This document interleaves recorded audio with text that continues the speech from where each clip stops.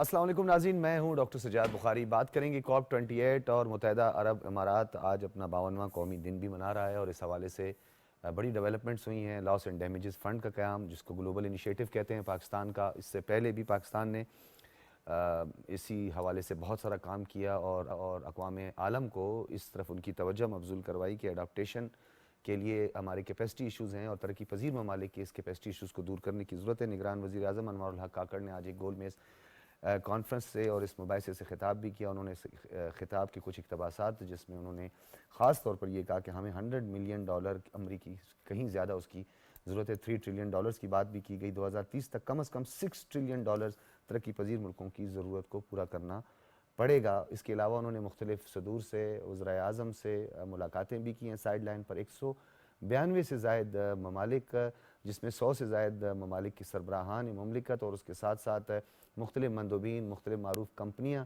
ان کے نمائندے اور مختلف NGOs جو ہیں ان کی نمائندگی بھی، اور یہ بہت بڑا سمٹ ہے اور اس پر ہم بات کریں گے۔ اس سے پہلے بھی ہم اس پہ بات کریں اور طویل ترین ٹرانسمیشنز بھی آپ پاکستان ٹیلی ویژن نیوز پہ دیکھ رہے ہیں۔ اپنے مہمانوں کو دوبارہ سے تعارف کرواتے چلیں۔ سدرہ ریاض ہمارے ساتھ موجود ہیں، ماہر ماحولیات ہیں، بہت شکریہ آپ کا۔ اور مشتاق شاہ صاحب ہمارے ساتھ موجود ہیں، فارمر انویسٹر ہیں۔ سلمان جاوید صاحب ہیں، ماہر بین الاقوامی امور۔ آپ تینوں حضرات کا بہت شکریہ۔ سدرہ، آپ سے گفتگو کا آغاز کرتے ہیں۔ کس طرح دیکھ رہے ہیں اس دبئی میں COP 28 کے موقع پہ ورلڈ کلائمیٹ ایکشن سمٹ میں جو پرائم منسٹر نے خطاب کیا ہے، اس میں ترقی پذیر ممالک کی کیپیسٹی کو بڑھانے کے لیے، ان کے فائنینشیل ایشوز کو ایڈریس کرنے کے لیے دنیا پر زور دیا ہے اور کاربن ایمیشن کو بھی کم کرنے کی بات کی گئی؟ کس طرح دیکھتے ہیں آپ؟ بالکل، COP 28 کلائمیٹ نیگوسیشنز کا سب سے بڑا ایک ایونٹ مانا جاتا ہے پوری دنیا میں UNFCCC کی طرف سے۔ لاسٹ ایئر جب COP 27 ہوا تو پاکستان ہی وہ کنٹری تھا جس نے G77 پلس چائنا کو لیڈ کیا اور لاس اینڈ ڈیمیج فنڈ کو آپریشنلائز کرنے کے لیے کوشش کی۔ تو پہلی دفعہ لاس اینڈ ڈیمیج فنڈ پاکستان کی ہی کاوشوں کی وجہ سے ایک ایجنڈا پہ آیا COP 27 کے، اور اس کے بعد ایک کمیشن بنائی گئی، ٹرانزیشن کمیشن، جس میں 24 ڈیولپنگ پلس ڈیولپڈ اسٹیٹس کے ممبرس کو کہا گیا کہ وہ ریکمنڈیشن پریزنٹ کریں COP 28 میں کہ کس طرح لاس اینڈ ڈیمیج فنڈ کو آپریشنلائز کیا جا سکتا ہے۔ اور لاسٹ ایئر یسٹرڈے ایک بہت بڑی سکسیس دیکھنے کو ملی کہ ڈفرینٹ ممالک نے اپنی پلیجز دیے ہیں، اور اوور آل $400 ملین جو ہیں وہ پلیجز میں لاس اینڈ ڈیمیج فنڈ میں پہلی دفعہ، جس کو ہوسٹ کرے گا ورلڈ بینک، اور ان ممالک کو دیے جائیں گے جو کہ کلائمیٹ ولنریبل کنٹریز ہیں۔ تو پہلا دن ہی COP 28 کا بہت سکسیزفل رہا، اور آگے آنے والے دن بھی developing countries specially like Pakistan, جنہوں نے لاسٹ ایئر اتنے زیادہ ڈیزاسٹرس فلڈس دیکھے، ان کے لیے ایسے ایونٹس اور کلائمیٹ نیگوسیشنز بہت زیادہ امپورٹنٹ ہیں۔ ٹھیک ہے مشتاق شاہ صاحب، ایک تو ہم COP 28 کی بات کرتے ہیں۔ پاکستان ڈپلومیٹک فرنٹ پہ بہت کامیابی سے آگے بڑھ رہا ہے۔ پاکستان کی گلوبل انیشیٹو جو ہیں عالمی پذیرائی انہیں حاصل ہو رہی ہے، اور خاص طور پہ لاس اینڈ ڈیمیج فنڈ جس کا سدرہ نے بھی ابھی ذکر کیا، اس سفارتی کامیابی کو ہم سمیٹتے ہوئے آگے کس طرح بڑھیں گے؟ ترقی یافتہ ممالک کی صف میں ہم کیسے شامل ہو سکتے ہیں؟ اور اوور آل COP 28 میں یہ جو ممالک ہیں ان کا کیا کردار بنتا ہے ہم G20 ممالک کو ساتھ میں شامل کر کے؟ شکریہ بہت بہت۔ آئی تھنک پاکستان نے ہمیشہ بین الاقوامی امور پہ ترقی پذیر ممالک کی نمائندگی کی ہے، ان میں سب سے آگے رہے ہیں۔ جو بھی بین الاقوامی ایشوز ہوتے ہیں، اسپیشلی یہ کلائمیٹ ریلیٹڈ ایشوز پہ پاکستان، کیونکہ یہ Pakistan has been one of the worst affected countries, اور جیسے کہ ابھی کبھی بھی کہا کہ یہ ہمارا اپنا ہی انیشیٹو تھا جس کی وجہ سے یہ لاس اینڈ فنڈ جو ڈیمیج فنڈ جو ہے وہ اسٹیبلش ہوا ہے۔ ہم نے بڑی قیمت ادا کی ہے۔ ابھی اس دور میں ابھی پرائم منسٹر نے جو دورہ کیا ہے، UAE کا دورہ کیا، اس کے ساتھ ساتھ پھر کویت کا کیا، پھر یہ COP میں بھی شامل ہوئے ہیں۔ یہ وقت ہے ہمارا، اصل میں یہ ہے کہ جب ہم اپنے ملک کو تھوڑے سے انویسٹمنٹ اٹریکٹ کرنے کی کوشش کر رہے ہیں، اور UAE چونکہ وہ ملک ہے جو ہماری کافی معاونت کرتا ہے، نہ صرف یہ ہے کہ مالی معاونت کرتا ہے، لیکن ہماری کمیونٹی ادھر ہے، 13-14 لاکھ پاکستانی ہیں ادھر، ہمارے ریمیٹنسز کا بہت بڑا سورس ہے۔ ہمارا 3rd لارجسٹ پارٹنر ہے، in fact 2nd largest if you don't take the UAE the European Union۔ تو یہ جو ہمارا پاکستان کا انیشیٹو ہے اور پرائم منسٹر کی انٹریکشن ہے، جیسے سارے وہ ممالک کے سربراہان کے ساتھ ملاقات کر کے، تو یہ ہمارے لیے بہت اہم ہے آگے بڑھنے کے لیے، اور اسپیشلی اس وقت جب ہم اپنی ڈپلومیسی کو री इन्वोगरेट कर रहे हैं, और जैसे हम ये है कि इकोनॉमिक डिप्लोमेसी को प्रमोट कर रहे हैं, जियो स्ट्रेटजी की जगह जियो इकोनॉमिक्स को हम आगे बढ़ा रहे हैं। तो आई थिंक ये बहुत ही बड़ी एक हमारे लिए अहम है कदम, ठीक है, और इसके काफ़ी दूरदर्श नताइज होंगे। ठीक है। अच्छा, मैं आपकी तरफ आऊँगा सलमान साहब, ये बताइएगा जहाँ पे हम बात करते हैं बैनुल-अक़वामी उमूर और उसका एक मख़सूस क्राइटेरिया है कि ममालिक जो है वो अपनी सिफारतकारी को किस तरह आगे बढ़ाते हैं डिप्लोमेटिक फ्रंट पे, मुख्तलिफ ग्लोबल इनिशिएटिव जिसकी बात की जाती है। आप समझते हैं कि पाकिस्तान पूरी दुनिया की तवज्जो मबज़ूल करवाने में मुकम्मल कामयाब हुआ है? क्योंकि साबिक़ वज़ीर-ए-आज़म मोहम्मद शहबाज शरीफ ने भी अक़वाम मुत्तहिदा की जनरल असम्बली में इस एजेंडे को शामिल करवाया और तवील इस पे डिबेट भी हुई। फिर बड़ी सक्सेस पाकिस्तान की कि एंटोनियो गुतरेस पाकिस्तान आते हैं, वो बताते हैं कि यहाँ $30 बिलियन का लॉस हुआ है। फिर अमरीकी रुकने कांग्रेस जो हैं वो आती हैं, वो इस पर इंजीनियर बहुत ज़्यादा बात करती हैं। तो क्या लगता है आपको कि पाकिस्तान इस वक्त कहाँ खड़ा है इस इशू को लेके, क्लाइमेट और ख़ास तौर पे कंपनसेशन और ये लॉस एंड डैमेजेस फंड को लेके? जैसे पहले बात हो चुकी है कि loss and damage fund Pakistan ने ही इस एजेंडा का हिस्सा बनाया था COP27 के अंदर, और अभी जैसे इन्होंने कहा कि $400 मिलियन के करीब जो है वो अमेरिकन डॉलर जो है उसके करीब जो है वो फंड जो है प्लेज कर दिया है। $75 मिलियन जो है उसके अंदर से उन्होंने ऑपरेशनलाइज भी कर दिया कल पहले दिन ही, और ये काफ़ी बड़ी एक वो है कामयाबी है, जिसको प्राइम मिनिस्टर काकड़ ने भी फिर अपनी तकरीर के अंदर अपलॉड किया था कि ये बहुत बड़ी एक पाकिस्तान की एक सिफारती कामयाबी है कि उन्होंने ये चीज़ करवाई है। अब उसके अंदर जो तकारीर बहरहाल पहले शुरू हुई, उसके अंदर यही हुआ कि जो स्टॉल किया था इस सारे मसले को, और जो वेस्टर्न वर्ल्ड ने, जो ग्लोबल नॉर्थ है, उन्होंने जो प्लेज किया था उस तरीके से उन्होंने इसको डिलीवर नहीं किया। लेकिन इस बार इस COP28 के अंदर जैसे पहले बात हुई कि पहला ही दिन जो है उसके अंदर उन्होंने ना सिर्फ इसको प्लेज किया बल्कि ऑपरेशनलाइज भी कर दिया उसमें से पार्शियल फंड।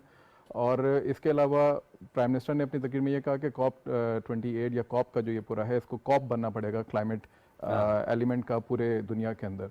तो ये एक इंडिकेशन है कि एक नया बड़ा फोरम जो है दुनिया की गवर्नेंस के अंदर, गवर्नेंस मॉडल के अंदर जो है वो इस्टेब्लिश हो रहा है। जैसे पहले UN है, FATF है, इस तरह के डिफरेंट बॉडीज़ हैं जो कि गवर्नेंस मॉडल के अंदर मौजूद हैं। सो COP जो है ये एक क्लाइमेट चेंज के ऊपर एक गवर्नेंस मॉडल का हिस्सा बनता जा रहा है। आपको नहीं लगता कि इस COP28 से पहले जो SIFC है, जिसको स्पेशल इन्वेस्टमेंट फैसिलिटेशन काउंसिल बनाई गई और आर्मी चीफ बहुत ज़्यादा इसमें दिलचस्पी का मुजाहरा कर रहे हैं, तो हमारे लिए जो इंफ्रास्ट्रक्चर की बेहतरी है या अडाप्टेशन है उसमें भी काफ़ी हद तक ये कारआमद साबित होगा? जी बिल्कुल, क्योंकि उससे पहले अगर आपको आपने देखा, सबने देखा ही था कि जब हमारे प्राइम मिनिस्टर वहाँ पे पहुँचे थे तो उस वक्त इस समिट के शुरू होने से पहले UAE के साथ हमारे जो हैं वो कुछ प्लेजेस हुए हैं, MOUs हुए हैं, जिसकी वजह से कुछ इन्वेस्टमेंट यहाँ पर आएगी।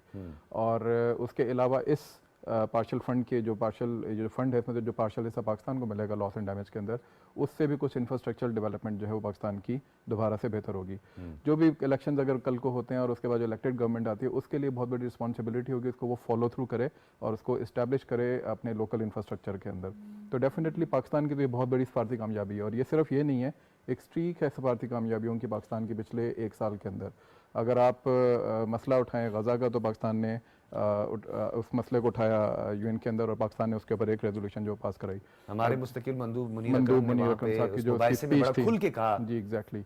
इसी तरीके से पाकिस्तान की वहाँ से लेके यहाँ तक कि जितने भी इंटरनेशनल फोरम्स के ऊपर मामलात हैं वो इस वक्त देखना। यूनेस्को के अंदर पाकिस्तान को अभी जो है वो परमानेंट मेंबरशिप जो वो चेयर जो पाकिस्तान को मिली है, जिसके अंदर इंडिया के मुकाबले में ग्लोबल साउथ ने पाकिस्तान को चुना है। तो ये कुछ ऐसी सिफारती कामयाबियां हैं जो पिछले 1 महीने या 2 महीने के अंदर आपको नज़र आती हैं। तो दिस शोज़ के ना सिर्फ दुनिया का बल्कि जो स्पेशली ग्लोबल साउथ जो कि अफेक्टेड एरिया है क्लाइमेट चेंज की वजह से, उसका एक वॉइस बन के पाकिस्तान जो है वो सामने आ रहा है। अच्छा, वर्ल्ड बैंक के हवाले से भी थोड़ी बात करते हैं। वर्ल्ड बैंक की 2030 के हवाले से जो है प्रेडिक्शन है और कह दिया गया है कि $348 बिलियन की जो है वो ज़रूरत पड़ सकती है इस डिज़ास्टर्स के लिए और ये जो कुदरती आफात हैं इससे निपटने के लिए और तरक्की पजीर ममालिक की।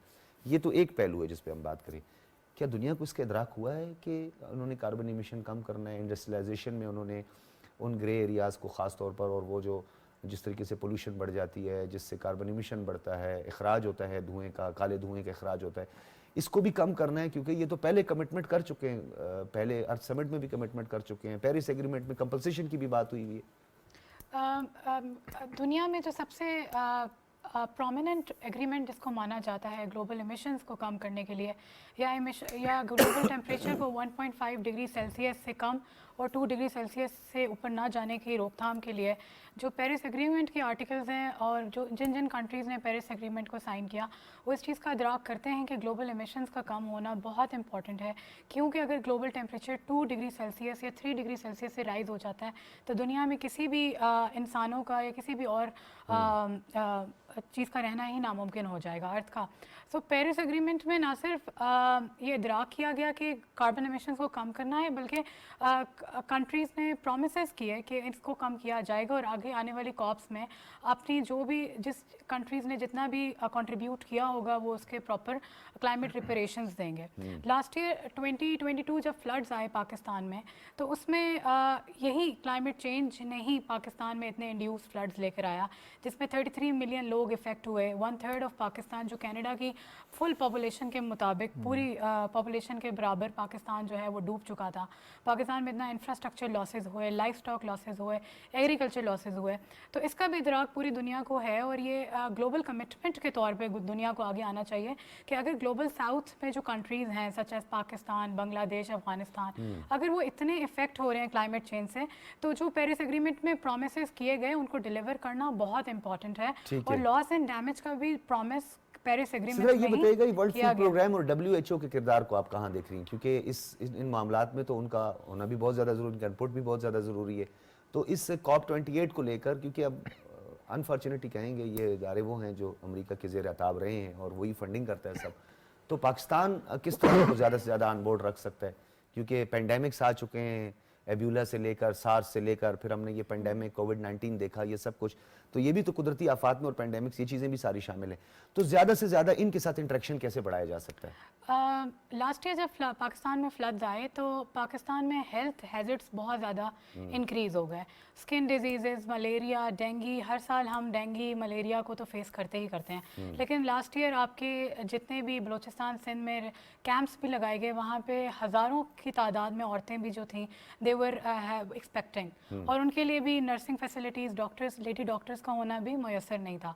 उस टाइम वर्ल्ड हेल्थ ऑर्गेनाइजेशन और वर्ल्ड फूड प्रोग्राम जो है, क्योंकि पाकिस्तान में फूड इनसिक्योरिटी भी लास्ट ईयर बहुत ज़्यादा इंक्रीज़ हुई है ड्यू टू क्रॉप्स डैमेजेस, आपके कॉटन क्रॉप्स, राइस क्रॉप्स बहुत ज़्यादा लास्ट ईयर डैमेज हुए हैं। तो इन इदारों का क्लाइमेट चेंज के साथ लिंक होना बहुत इंपॉर्टेंट है, बिकॉज UNFCCC तो एक इदारा है ही है जो कि कॉप को करवाता है और कॉप को उसने अपनी एक हाईएस्ट डिसीजन मेकिंग बॉडी बनाया हुआ है, लेकिन क्लाइमेट चेंज आपकी फूड सिक्योरिटी को, आपकी हेल्थ को, आपके बाकी सारे पेंडेमिक्स के साथ इंटरलिंक्ड है। तो इन इदारों के साथ मैनेजेबल होकर आगे चलना बहुत इंपॉर्टेंट है क्लाइमेट चेंज को टैकल करने के। ठीक है मुश्ताक शाह साहब, पाकिस्तान आने वाले दिनों में भी आपको लीड करता हुआ नज़र आ रहा है इस क्लाइमेट चेंज को लेकर, और पाकिस्तान रिप्रेजेंट करेगा पूरी दुनिया में, आप समझते हैं? डेफिनेटली जी, पाकिस्तान तो मैंने जैसे पहले अर्ज़ की कि हर जगह बैनुल-अक़वामी जितने भी इश्यूज़ होते हैं स्पेशली ग्लोबल साउथ के, सब में पाकिस्तान लीड करता रहता है और इसी तरह हर जगह करता है।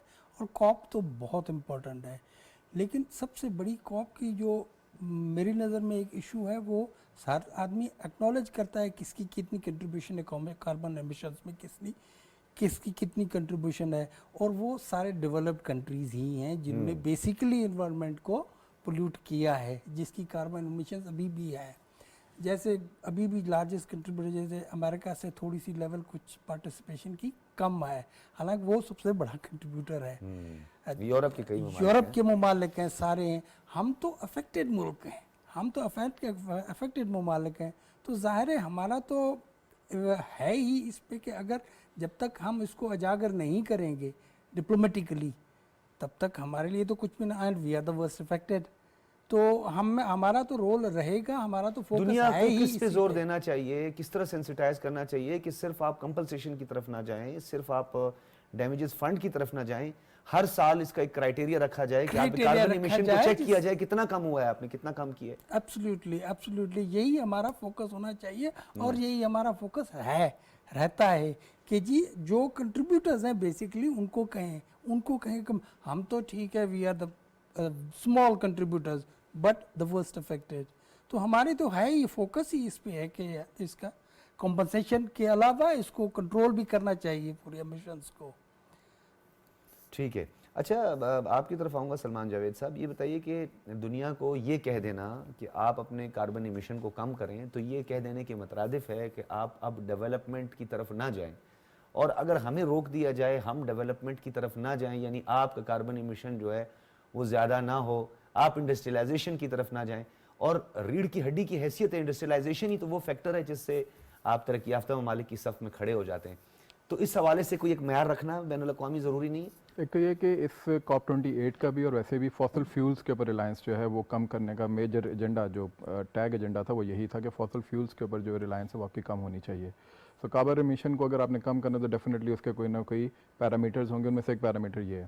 دوسرا یہ کہ جیسے پہلے بھی بات ہوئی کہ پاکستان یا گلوبل ساؤتھ یا ان پرٹیکولر پاکستان 1% سے بھی کم کنٹریبیوٹ کرتا ہے گلوبل جو کاربن ایمیشن ہے اس کے اندر. تو افیکٹڈ ایریا کے اندر ہم ہوتے ہیں, اور تو ہماری تو انڈسٹریلائزیشن اس نہج پہ پہنچی ہی نہیں کہ وہ اس کے اندر کوئی امپیکٹ ڈال سکے کاربن ایمیشن کے معاملات کے اندر. اچھا, جہاں تک معیار یا پیرامیٹرز کی بات ہے تو اکانومی, ایک نارمل اکانومی کے بعد پھر ایک گرین اکانومی کا کانسیپٹ ہوتا ہے. تو ابھی دنیا جو ہے اس کے اندر کچھ یورپین UAE اور سعودی عرب اس پہ بہت کام کر رہے ہیں. زیادہ کام کر رہے ہیں. اسی طریقے سے جیسے اگر ہم میری ٹائم کی جو سمندر ہے, سمندر چونکہ ایک بہت بڑا شکار ہے اس پولوشن کا اور کلائمیٹ چینج کے معاملات کا, اور بلو اکانومی کا سب سے زیادہ کنٹریبیوشن ہے. ایگزیکٹلی. تو اب میری ٹائم اکانومی کے بعد جو اس کو سسٹین کرنے کا, یعنی اس میں سے یہ پولوشن نکالنے کا معاملہ ہے, وہ بلو اکانومی کا کانسیپٹ ہے کہ آپ سمندر کی جو نباتات ہیں, جو اس کی اس کے جو اس کی لیونگ ہے جو اس کے جہاں پہ, تو وہاں پر آپ کس طریقے سے بلو اکانومی کے پیرامیٹرز کو اڈاپٹ کر کے تو اس کے اندر سے آپ انڈسٹریلائزیشن بھی کر سکتے ہیں, ڈیولپمنٹ بھی کر سکتے ہیں, اور اس چیز سے بچ بھی سکتے ہیں. لیکن انفارچونیٹلی COP کے اندر کہیں پہ بھی اس طرح کی جو بات ہے وہ مجھے کہیں پہ بھی سننے کو یا دیکھنے کو نہیں ملی. شاید اس کے اندر سائیڈ لائنز, حالانکہ بلو اکانومی پہ اور آپ کی میری ٹائم پہ زیادہ بات اس لیے ہونی چاہیے کہ دنیا میں سب سے زیادہ ٹریڈ جو ہے وہ بلو اکانومی. آپ کے جتنے بھی ڈیولپمنٹ ہے, جو بھی آپ کی ٹریڈ ہے پاکستان کی اگر آپ دیکھ لیں تو صرف 2 پورٹ سے آپ کی 80% کی اکانومی جو وہ چلتی ہے. تو اٹ شوز کہ پاکستان جو ہے وہ کتنا زیادہ اس کے اندر دوبارہ سے ایک کنٹریبیوشن یا اس طرح کا کوئی انیشیٹو لے سکتا ہے. پاکستان نے اس والے میں بھی ایک انڈس پچھلے بلکہ اس کے اندر بات کی تھی, اور اس کے اندر اس کو ریٹریٹ کیا ہے لیونگ انڈس انیشیٹو کے نام سے. اور اس کے اندر پاکستان نے یہی جو پلانٹ کو جو 3 مسائل ہیں, بایو ڈائیورسٹی, کلائمیٹ چینج اور تیسرا پولوشن, اس کے اوپر انہوں نے بات کی ہے کہ جی کہ ہم اس کو جو ہے وہ ایڈریس کرنا شروع کریں. اور چونکہ پاکستان کا پورا ایگریبل لینڈ جو ہے, جو لوگ ہیں اس کی جو 80% جو ایگریبل لینڈ ہے وہ ڈیپینڈنٹ ہے انڈس کے اوپر, تو پاکستان ڈیفینیٹلی اس کے اندر دوبارہ بات کر سکتا ہے کہ جو گلوبل ساؤتھ کے اندر باقی نہری نظام ہے, جیسے افغانستان ہے, افغانستان کے اندر کچھ ٹیپل کینال کی بات ہو رہی ہے آج کل, تو وہ لینڈ لاک کنٹری ہے, سمندر نہیں ہے اس کے پاس اس طرح کے جنگلات نہیں ہیں. تو یہ نہری نظام جو ہے جو کہ وہاں اوپر سے سمندر سے آ رہا ہے, دریائے آمو سے, تو اس کو بیسیکلی اسٹیبلش کرنا یا بہتر کرنا یہ گلوبل ساؤتھ کی ذمہ داری بن جاتی ہے. اچھا, ایک اور چیز بڑی اہم ہے, میں پھر صدرہ کی طرف بھی جاؤں گا. یہ بتائیے گا سلمان جاوید صاحب کہ ہم جیسے کہ ہمارے پرائم منسٹر نے بھی کہا کہ ہم اپنے کول کے جتنے بھی پلانٹس ہیں اس کو ہم شفٹ کرنے جا رہے ہیں, دیگر ذرائع اور دیگر انرجی اور دیگر سورسز ہیں ہماری. آسٹریلیا کی ہم مثال لے لیتے ہیں, دنیا کے کئی ممالک ایسے, ایون کہ ساؤتھ ایسٹ ایشین کنٹری بھی انڈسٹریلائزیشن کی وجہ سے 50-70 کلومیٹر پر پورا ملک ہے, لیکن انڈسٹریلائزیشن کی بات کریں اور کاربن ایمیشن کی بات کریں تو ان کے بہت زیادہ ہیں. جی, اس کو شفٹ کرنے کے لیے اڈاپٹیشن جس کی ہم بات کریں, کلائمیٹ ریزیلینٹ ہوگا تو ہمیں پھر آگے جو ہے بیل آؤٹ بھی ہوں گے, فائنینشیل انسٹیٹیوشن جو ہے وہ بھی کوئی فلیکسیبلٹی دکھائیں گے, تو ہم اپنی کیپیسٹی ایشوز کو کیسے دور کریں گے؟ ایک تو یہ کہ پاکستان کو اپنے ایز اے نیشن مزاج کو چینج کرنے کی ضرورت ہے, اور اس میں سب سے زیادہ ابھی جیسے چند دن پہلے ہم بات کر رہے تھے کہ ہم سب اسلام آباد میں رہتے ہیں, تو اسلام آباد میں بھی اربنائزیشن کا ایک پروسیس چل رہا ہے, سگد روڈز بن رہی ہیں, بریجز بن رہے ہیں, فلائی اوورز بن رہے ہیں, اور اس کے اندر جو اسلام آباد کا جو ایک گرین ایلیمنٹ ہے اس کو ایسا کمپرومائز کیا جا رہا ہے. تو اس کے اندر باقاعدہ میئرز ہوتے ہیں کہ جیسے جب یہ میٹرو بن رہی تھی تو مجھے یاد ہے کہ میری اس وقت کے پولیٹیشین سے بات ہوئی جو کہ اس کو لک آفٹر کر رہے تھے, تو میں نے ان سے یہ پوچھا کہ کیا آپ نے ہارٹیکلچر کا یہاں پہ اس کے اسکوپ آف ورک کے کچھ اندر کوئی چیز رکھی ہے, تو ہی ایشورڈ می کہ جی ہاں ہم نے اس کے اندر جو ہے وہ اس کے اندر ہارٹیکلچر کا پورا اسکوپ آف ورک کے اندر معاملہ رکھا ہوا ہے. تو جب بھی آپ ڈیولپمنٹ کریں گے آپ کہیں نہ کہیں اس کے اندر کمپرومائز کرنا ہے, آپ نے کمپرومائز نہیں. دیکھیں ٹمبر مافیا کے حوالے سے بات ہوتی ہے, اس کی وجہ سے جو ہماری یہ فلیش فلڈ ہے اس میں زیادہ سے زیادہ نقصان ہوتا ہے, لیکن ہم نے انڈسٹریل کیونکہ پیرلل جب تک تو نہیں لے کے چلیں گے تو پھر تو ہم پیچھے رہ جائیں گے. ایگزیکٹلی, اور اس کے اندر آپ کو انکلکیٹ کرنا پڑے گا, ان میئرس کو امپوز کرنا پڑے گا. جیسے اگر آپ ہاؤسنگ سوسائٹیز کے پاس جاتے ہیں تو ہاؤسنگ سوسائٹیز کے اندر یہ امپوزیشن لے کر آنی پڑے گی کہ آپ اس کے اندر ہارٹیکلچر جو اپنے ایریا کے اندر ہے کتنی لے کر آ رہے ہیں. ٹھیک ہے, and same goes for macro level other measures as well. ٹھیک ہے. سدھر ریاض آپ یہ بتائیے گا کہ ہم ابھی اوورآل جو بات کر رہے ہیں کہ ہمارا جو اربن ایریا ہے, جو ہمارا خاص طور پہ رورل ایریا ہے, اس کی ہم نے کیٹیگرائز بھی کریں, اور ہم ہمیشہ یہ بات کرتے ہیں کہ پہلے آپ کو یاد ہے بھٹے ہوا کرتے تھے 13 میل 17 میل اس پہ, اب وہاں پہ زیادہ سے زیادہ جو ہے وہ آبادیاں بڑھتی جا رہی ہیں. ہم اگر پیرلل لے کے چلیں گے تو ہمارے لیے بہت مشکل محاذ ہے, کیونکہ ابھی ہم فیز 1 میں داخل ہوئے ہیں, اب ہم آگے بڑھیں گے تو آپ کو نہیں لگتا کہ ہمیں دنیا کو یہ بتانا پڑے گا کہ پاکستان کے محل وقوع کو مد نظر رکھ کے، پاکستان کی جغرافیائی امپورٹنس کو، تصویراتی اہمیت کو مد نظر رکھ کے، جو دنیا میں ایک کرائٹیریا ہے فائنینشیل انسٹیٹیوشنز کا، دیگر کا جو بیل آؤٹ کرتے، کہ اس کے مطابق کریں. یہ نہ ہو کہ آپ سیم ڈیل کریں جیسے پوری دنیا کو کرتے ہیں. دیکھا جائے تو پاکستان ساؤتھ ایشیا میں فاسٹسٹ گروئنگ اربنائزڈ کنٹری ہے، اور پاکستان میں ابھی اباؤٹ 39% جو ہے اربن ایریا جو ہے وہ اربنائزڈ ہو چکا ہے پاکستان. اور ورلڈ بینک کی رپورٹس کے مطابق کہ آگے آنے والے چند سالوں میں 50% جو ہے پاکستان کا ٹوٹل ایریا یا ٹوٹل پاپولیشن اربنائزڈ ہو جائے گی. اور پاکستان ایک ایسے ریجن میں ہے جو کہ گلوبل ساؤتھ میں ایگزسٹ کرتا ہے. پاکستان کے پاس مور دین 7,000 گلیشیئرز ہیں جو کہ رائزنگ ٹیمپریچرز کی وجہ سے میلٹ ہو رہے ہیں. پھر اس کے بعد پاکستان ایک ایسے ریجن میں ایگزسٹ کرتا ہے جہاں پہ مونسون رینز کا فینومینا ہے.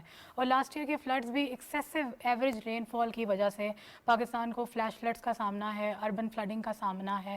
تو پاکستان جیسے ریجن میں جس میں آپ کے کنٹری کے درمیان میں سے انڈس ریور گزر رہا ہے، اور بہت ساری سٹیز جو ہیں وہ انڈس ریور کے اوپر آپ انڈس بیلٹ کے ساتھ گزر رہی ہیں، اور انڈس ریور دنیا کا سیکنڈ موسٹ پاپولیٹڈ ریور قرار دیا گیا ہے دنیا.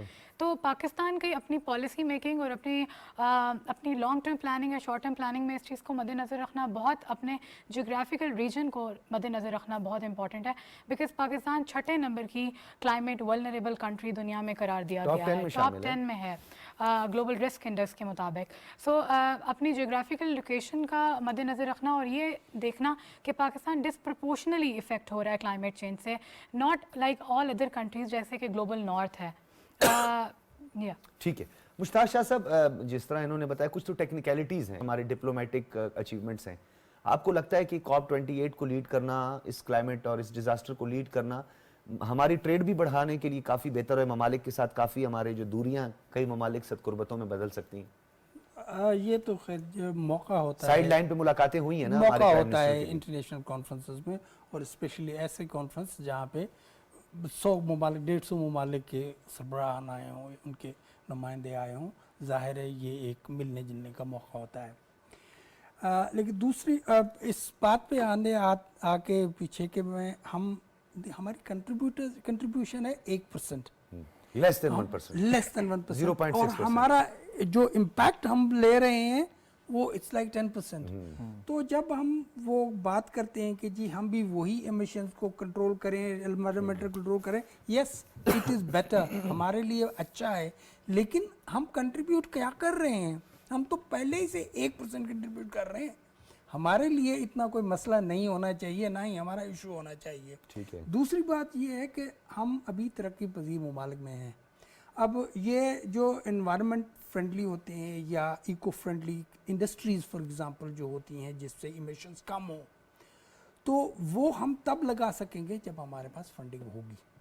جی بالکل. دیکھیں نا جی، ایک ٹیکسٹائل مل ہے یا ایک سیمنٹ پلانٹ ہے، ایک فرٹیلائزر پلانٹ ہے، ایک بہت بڑا پلانٹ ہے، اس کو لگانے میں 3-4 ٹیکسٹائل ملز ہم اگر اس کو چینج کریں گے تو ان کے پاس فنڈنگ ہی نہیں ہوگی. تو we can not be treated at par with let's say India اور امریکہ اور یورپ اور other countries which have already contributed so much. ٹھیک ہے، بہت شکریہ آپ کا مشتاق شاہ صاحب، سلمان جاوید صاحب، سدرا الیاس صاحبہ، تینوں حضرات کا بہت شکریہ تشریف آوری کا. ناظرین فیڈ بیک ضرور دیجیے گا. اجازت دیجیے، اللہ حافظ.